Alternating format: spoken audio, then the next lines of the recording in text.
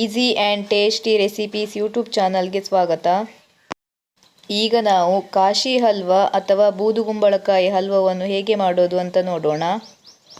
ಸುಲಭವಾಗಿ ಮಾಡ್ಬೋದು, ಹಾಗೆ ಟೇಸ್ಟ್ ಕೂಡ ಚೆನ್ನಾಗಿ ಇರುತ್ತೆ. ಹಾಗೆಯೇ ನೀವಿನ್ನು ನಮ್ಮ ಚಾನಲ್ಗೆ ಸಬ್ಸ್ಕ್ರೈಬ್ ಮಾಡಿಲ್ಲ ಅಂದರೆ ತಪ್ಪದೆ ಸಬ್ಸ್ಕ್ರೈಬ್ ಮಾಡಿ.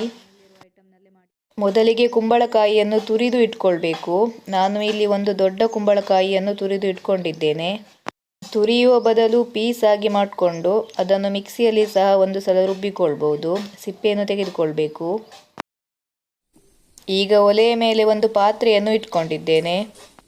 ಈಗ ಅದಕ್ಕೆ 2 ಟೇಬಲ್ ಸ್ಪೂನ್ ಆಗುವಷ್ಟು ತುಪ್ಪವನ್ನು ಹಾಕಿಕೊಳ್ತೇನೆ. ತುಪ್ಪ ಬಿಸಿಯಾದ ನಂತರ ಗೋಡಂಬಿ ಹಾಗೆಯೇ ಒಣ ದ್ರಾಕ್ಷಿಯನ್ನು ಹಾಕಿಕೊಳ್ತೇನೆ. ಈಗ ಇದನ್ನು ಹುರಿದುಕೊಳ್ಬೇಕು. ಕಲರ್ ಚೇಂಜ್ ಆಗುವ ತನಕ ಹುರಿದುಕೊಳ್ಬೇಕು. ಹಾಗೆ ದ್ರಾಕ್ಷಿ ಕೂಡ ದೊಡ್ಡದಾಗುತ್ತೆ, ಅಷ್ಟರ ತನಕ ಹುರಿದುಕೊಳ್ಬೇಕು. ಇದೀಗ ಹುರಿದುಕೊಂಡು ಆಯಿತು. ಈಗ ಇದನ್ನೊಂದು ಪ್ಲೇಟ್ಗೆ ತೆಗೆದಿಟ್ಟುಕೊಳ್ಳೋಣ.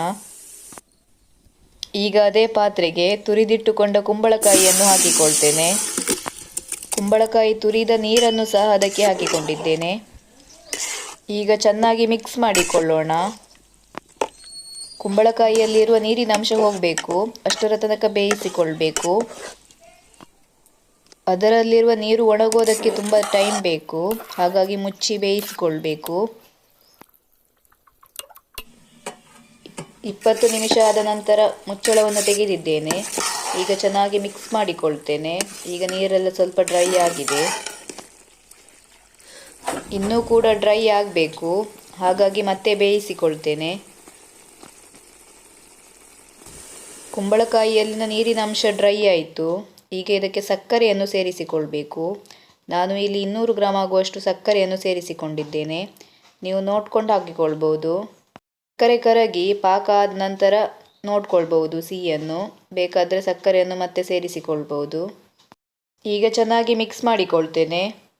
ಕುಂಬಳಕಾಯಿಯಲ್ಲಿನ ನೀರಿನ ಅಂಶ ಡ್ರೈ ಆದ ನಂತರವೇ ಹಾಕಿಕೊಳ್ಬೇಕು ಸಕ್ಕರೆಯನ್ನು, ಇಲ್ಲಾಂದರೆ ಡ್ರೈ ಆಗೋದು ಲೇಟ್ ಆಗುತ್ತೆ. ಸಕ್ಕರೆ ಫುಲ್ ಕರಗಬೇಕು. ಸಕ್ಕರೆ ಹಾಕಿದ ನಂತರ ಅದು ಗಟ್ಟಿಯಾಗಬೇಕು, ಅಷ್ಟರ ತನಕ ಮಗುಚ್ತಾ ಇರಬೇಕು.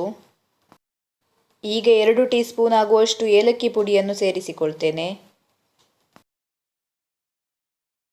ಈಗ ಚೆನ್ನಾಗಿ ಮಿಕ್ಸ್ ಮಾಡಿಕೊಳ್ಳೋಣ.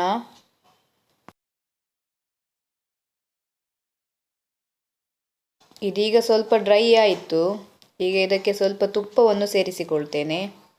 2 ಟೇಬಲ್ ಸ್ಪೂನ್ ಆಗುವಷ್ಟು ತುಪ್ಪವನ್ನು ಸೇರಿಸಿಕೊಂಡಿದ್ದೇನೆ.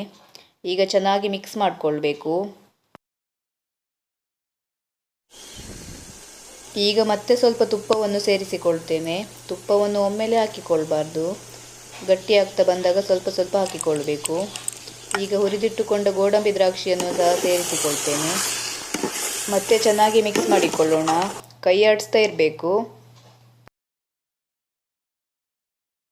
ಅಂಟಾಗಿ ಬರಬೇಕು, ಅಷ್ಟರ ತನಕ ಬೇಯಿಸಿಕೊಳ್ಬೇಕು.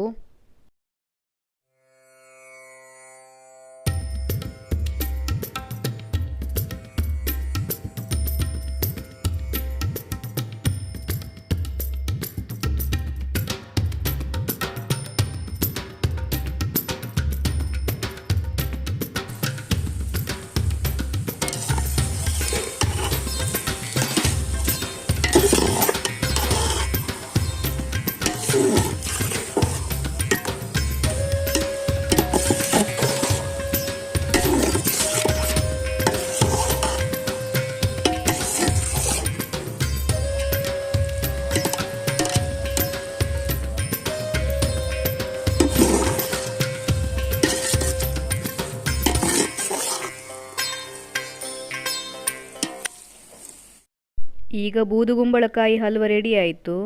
ತುಂಬಾ ಟೇಸ್ಟಿಯಾಗಿ ಇರುತ್ತೆ. ನೀವು ಕೂಡ ಒಮ್ಮೆ ಟ್ರೈ ಮಾಡಿ. ಹಾಗೆ ಟೈಮ್ ಕೂಡ ಸ್ವಲ್ಪ ಜಾಸ್ತಿ ಬೇಕಾಗುತ್ತೆ.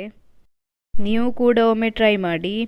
ಹಾಗೆಯೇ ನಿಮಗೂ ಈ ರೆಸಿಪಿ ಇಷ್ಟ ಆದಲ್ಲಿ ಲೈಕ್ ಮಾಡಿ, ಶೇರ್ ಮಾಡಿ, ಹಾಗೆಯೇ ತಪ್ಪದೇ ಸಬ್ಸ್ಕ್ರೈಬ್ ಮಾಡಿ. Thank you for watching.